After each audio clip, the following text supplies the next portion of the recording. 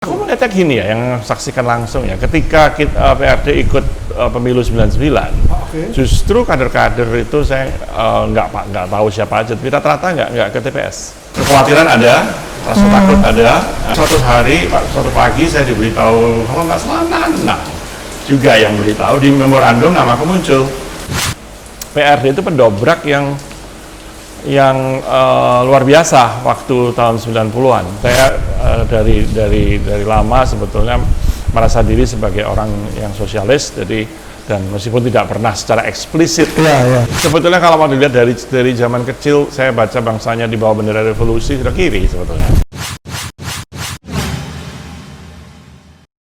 Kawan viewers, sebelum nonton video ini, jangan lupa klik tombol subscribe, nyalakan loncengnya, like, dan share ke orang-orang yang kalian sayang. Kawan viewers, hari ini kita akan mengunjungi kediaman dari Bung Dede Utomo di daerah Citraland. Beliau ini adalah aktivis kemanusiaan dan juga salah satu pendiri Gain Nusantara. Oke, jangan pindah channelnya ya, saksikan terus video berikut ini. Selamat sore kawan viewers, ketemu lagi tetap dengan saya Trimor Paung di program Merawat Ingatan Melawan Lupa. Kali ini bintang tamunya narasumbernya Bung Dede Utomo. Halo, selamat sore. Salah satu aktivis gerakan juga nih, tokoh gerakan di tahun 90-an. Selamat sore Bung Dede. Selamat sore. Iya, aduh lama nggak ketemu. Iya ya, tapi ketemu di Facebook kan. Oh iya, cukup lama Bung. Kabarnya terakhir sakit, sekarang udah sehat ya? Sudah sehat, sudah bisa dihitung sembuh meskipun akar dari gejala-gejala yang itu masih sedang dirawat ya, diobati ya. Oh, ini masih rawat jalan berarti ya prinsipnya? Oh iya, rawat jalan. Tapi ya sebulan sekali gitu, kontrol pengobatan gitu-gitulah. Kesibukannya apa sekarang, Bung? Kesibukan yang jelas ngajar masih di UNER, di WM, dan di Ubaya. Oh, 3 sekarang? Iya, jadi kan saya udah sejak masuk partai itu PRD kan memang saya keluar dari pegawai negeri. Konsekuensinya kemudian saya bukan lagi pegawai tetap, jadi kemudian ya ngajar satu mata kuliah di sini, mata kuliah di situ gitu. Tapi dulu kan guru besar ya, Bu? Belum aku. Belum guru besar belum, ya? aku belum sampai situ. Nggak apa-apa. Memang waktu itu pilihannya antara masuk partai atau tetap pegawai negeri, dan lebih bangga mas. Oh gitu ya? Lebih bangga terus di partai kan. Itu tahun 2000 ditanyanya itu presidennya lagi Gus Dur, lagi betul-betul optimis banget, partainya mau jalan gitu ya, terus ya sehingga ya malah kalau nggak salah sama mungkin tahu ya Mas Nanang Kristinanto itu diliput gitu, mengapa Dede Utomo keluar dari pegawai negeri. Kayaknya katanya benar tersinggung gitu, karena memang saya bukan dari latar belakang sosial yang feodal ya, jadi yang percaya pada kepegawai negerian gitu ya. Jadi ya sudah. Dan waktu itu di dekannya Bu Haryadi, ya Pak Marhumah, itu mengatakan biar tetap bisa ngajar, ya sudah. Iya. Jadi memang pilihan ini karena masalah hati ya, sehingga harus hati dan pikiran dan rasa konsekuensi sudah ngomporin siswa untuk gerak gitu ya, melawan Soeharto dan otoritarisme militerisme secara umum. Ya konsekuensinya ketika diajak masuk partai ya masuk gitu ya. Itu ya konsekuensi aja. Yang ngajak siapa tuh? Kun Hussein Ponto. Oh, Ponto? Iya, Ponto yang ngajak. Berarti di penjara ketemu? Gini ceritanya, waktu dia di Kalisosok, saya relawan? Saya masuk, ya saya ikut loh sama Kanis, sama siapa lagi waktu itu, mungkin ada beberapa yang besuk.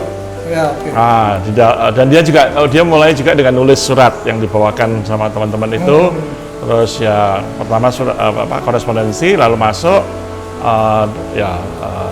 dan akhirnya dia ngajak, Bung mesti masuk partai. Nah iming-imingnya nggak mungkin ditolak adalah dilantik bersama Pak Pram di Jakarta bersama Pak Pramoedya Anantatur, ya masa ditolak, ya kan? Waktu itu merupakan kebanggaan sendiri.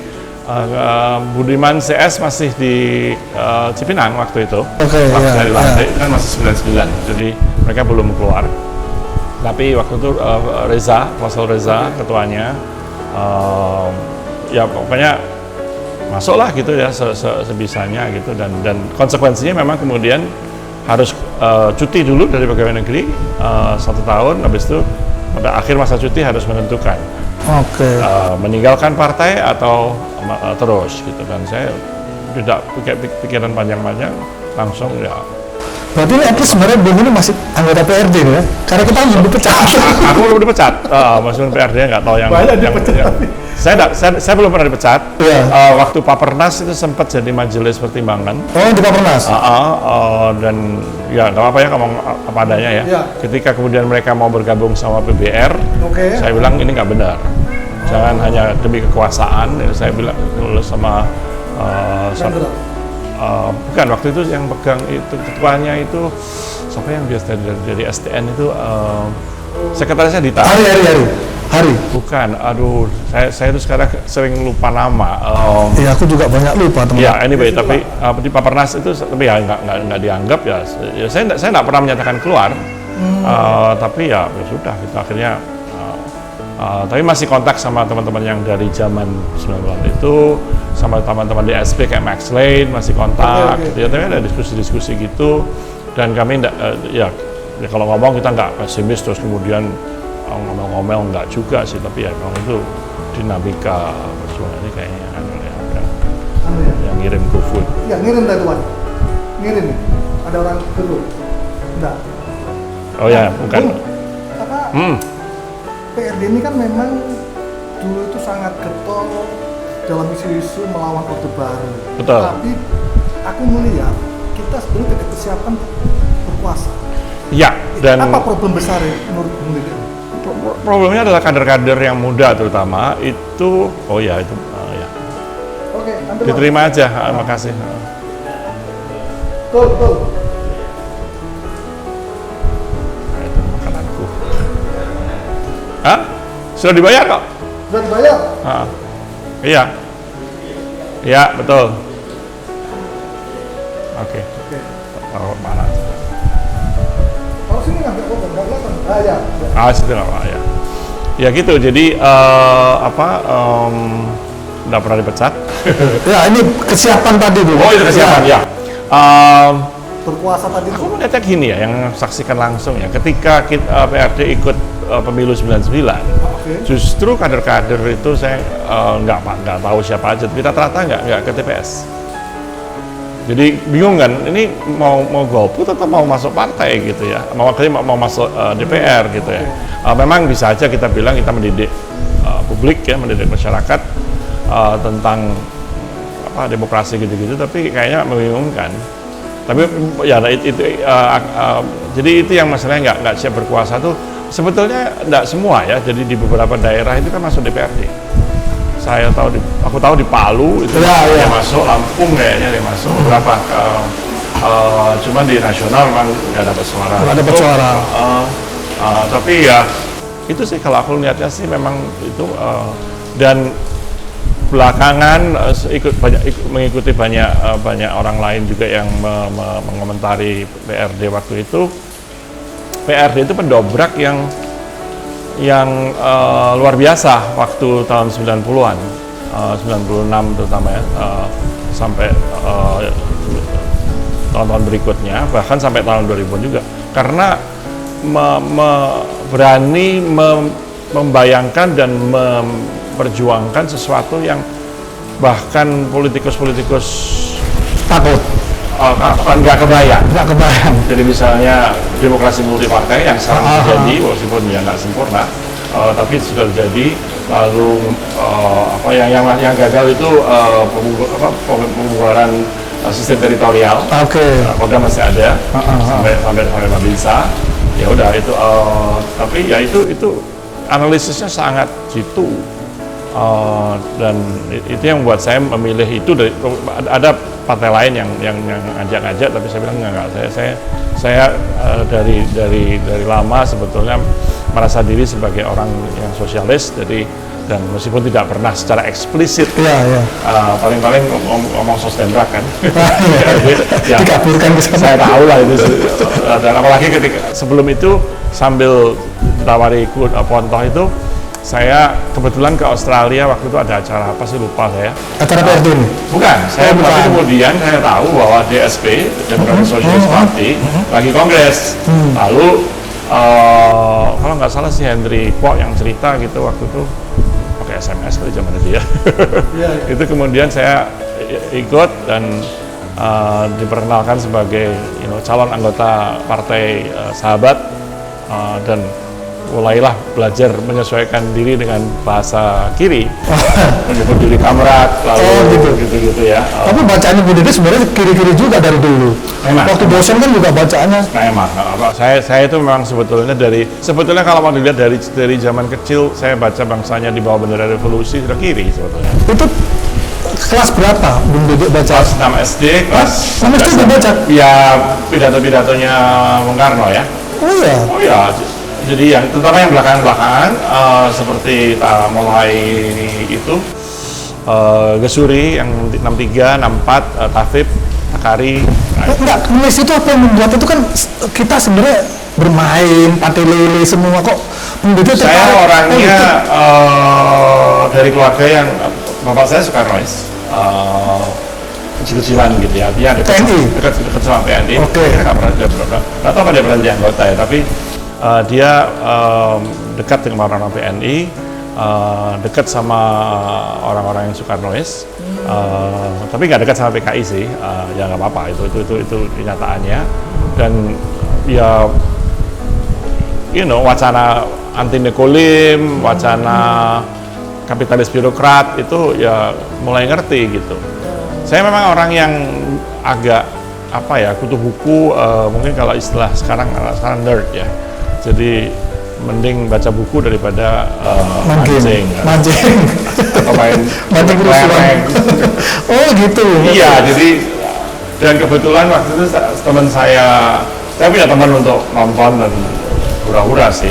Tapi juga saya punya teman itu anaknya Ketua PNI Jawa Timur, Pak Mulyono, namanya Bambang Irianto. Sekarang kayaknya di KSP dia, di kantor staf presiden. Oke.